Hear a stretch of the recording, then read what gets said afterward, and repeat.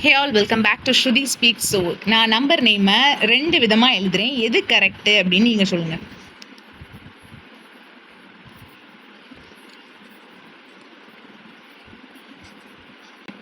ரெண்டு விதமாக எழுதிருக்கேன். ஸோ 81 எழுதிருக்கேன், 80-1 எழுதிருக்கேன்.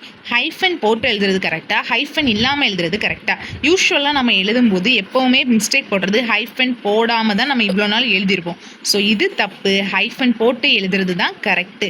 ஏன்னு பார்த்தீங்கன்னா இங்கிலீஷில் ஒரு ரூல் உண்டு. இங்கிலீஷில் ஒரு ரூல் என்ன ரூல்னா 21 to 99 நம்பர் நேம் நம்ம எழுதும்போது நம்பர் நேம் எழுதும்போது நம்ம ஹைஃபன்னா ஒன்றும் இல்லை, இது ஒரு டேஷ் ஹைஃபன் டேஷ் யூஸ் பண்ணி தான் எழுதணும். ஃபார் எக்ஸாம்பிள் இப்போ 45 எழுதுறீங்கன்னு வச்சுக்கிங்களேன், 40-5 இதுதான் கரெக்ட். இது எங்கெங்கே யூஸ் ஆகுன்னு பார்த்தீங்கன்னா கவர்மெண்ட் எக்ஸாம்ஸில் எரர் ஸ்பாட்டிங்கில், இல்லை போர்டு எக்ஸாம்ஸில் எரர் ஸ்பாட்டிங்கில் இந்த மாதிரி காமனான மிஸ்டேக்ஸ் தான் அவங்க கொஷினாகவே கொடுப்பாங்க. ஸோ இந்த மாதிரி நீ நம்பர் வந்துச்சு, காம்பவுண்ட் நம்பர்ஸ், இந்த 2 டிஜிட் நம்பர், இதுலேயும் 21 to 99 நம்பர் நேம் எழுதும்போது எதுக்கெல்லாம் நம்ம எழுத வேண்டாம், ஹைஃபன் யூஸ் பண்ண வேண்டாம் அப்படின்னா மல்டிபிள்ஸ் ஆஃப் 10, 21 to 99க்குள்ளே வரும்ல. மல்டிபிள்ஸ் ஆஃப் 10 என்னெல்லாம் இருக்கும்?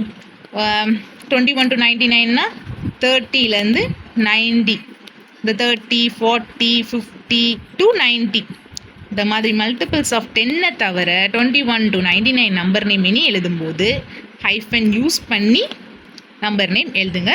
ஸோ எரர் ஸ்பாட்டிங்கில் இதுதான் மேஜர் ப்ராப்ளம். ஆக்சுவலாக என்ன ரீசன் பார்த்தீங்கன்னா ஹைஃபன் இல்லாமல் இப்போது ஒரு 81 வச்சுக்கிங்களா, 80 and 1 மிஸ்ரெட் ஆயிடக்கூடாதுன்னு சொல்லி தான் செப்பரேட் நம்பர் அப்படி எப்படி சொல்லலாம். நம்ம இப்போது 80 and 1 அப்படின்னு சொல்லாமல் 81 சேர்த்து சொல்கிறதுக்காண்டி தான் இந்த ஹைஃபனே நம்ம யூஸ் பண்ணுறோம். இதுதான் மெயின் ரீசன். மெயினாக அது காம்பவுண்ட் நம்பர். இதெல்லாம் பேசிக் இங்கிலீஷ் கிராமரில் நம்ம யூஸ் பண்ணுற ரூல் தான். காம்பவுண்ட் நம்பர்ஸ்க்கு சென்ட்ரல் பிட்வீனில் நம்ம ஹைஃபன் யூஸ் பண்ணுவோம்ல, சேம் அதே தான் இங்கேயும்.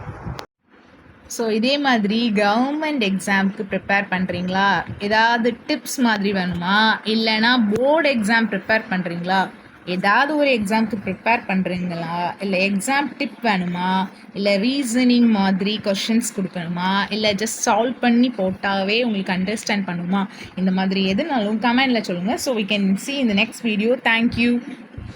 Bye bye.